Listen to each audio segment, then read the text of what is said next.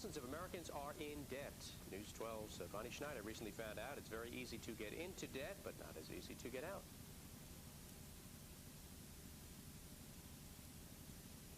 All right, thank you. Timothy McCallan is president of the American Debt Management Services, and he's here to tell us why people get into debt and how you can avoid it. Tim, thanks for coming in. Thank you for having me. I guess it's easy to get into debt, right? You just spend more than you make. These days, yeah, it seems to be. We see a few different reasons why consumers get themselves into debts. One is medical emergency due to a family tragedy. Also, loss of job due to layoffs or whatever. Layoffs, things of that nature. And overextension on their expenses due to mismanagement of money. Okay. Are we seeing more of it nowadays, Tim, or is it kind of in line with, 5, 10, 15 years ago? It seems to be more prevalent today because it's so easy to get a credit card now. They're pre-approved in the mail, and consumers tend to use them in place of money. Okay. Now, you have some questions that you should ask yourself, right? If you feel yourself getting into too much debt. Sure. Most consumers should ask themselves the questions, are you nearing or are you at your credit limit? Are you able to make your monthly payments?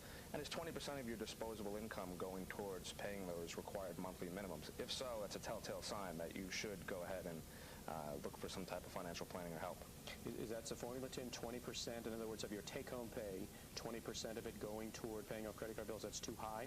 That's too high. That's about the maximum. You're in a trouble situation there. Okay. And how about how much credit you carry over month to month? I guess that varies on your income, but... It varies on your income, but the average family carries about $4,000 in credit card debt.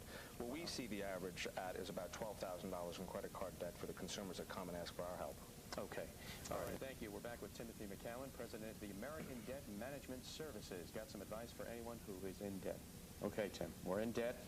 What do we do to get out of it? First point we have to do is set up a budget. We have to find out where is your money coming from and where is it going. Okay. And if so, we have to make certain changes to the consumer's budget. We may cut off some luxury items that they're using at that time. If there's a surplus, we'd make recommendations, and if there's a deficit, we'd also make certain recommendations. At that time, if the consumer's not able to afford their monthly payments on their credit cards, we'd recommend a debt management program. Okay. And what is that? That's more of a full-scale push? It's kind of a full-scale push into financial counseling for the consumer, but it's good. It's a point to start from and to start to recover and get their debts down to a zero balance. Okay. We can lower the monthly payments. We can lower their interest rates.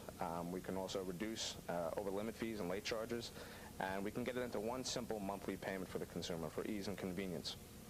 Tim, just get into a little bit about your company. What is it? Our company is a not-for-profit debt management company. We're licensed by the New York State Banking Commission, and it's important that you know that the company that you're dealing with does have those credentials. Oh, so you're nonprofit. Anyone at all can call you up and say, I'm over my head in bills, and you take it from there? Anytime, day or night. We're open 24 hours as far as our hotlines there, and we're able to process consumers' accounts within 24 hours. Are there fees involved, Tim?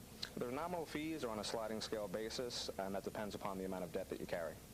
Who are your clients? I mean, are younger folks, in their 20s, or is it married couples, older folks, everybody? The average client that comes in is actually about 25 to 45 years old. Half are married, half are single. That's what we see across the nation.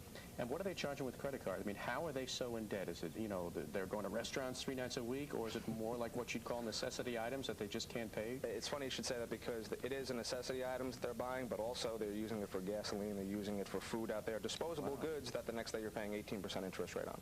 Wow, some pretty disturbing figures on debt across the island, across the country. But hopefully this will help get people back on the right track. Tim McCallan, thanks very much for coming in. Thank you for having me.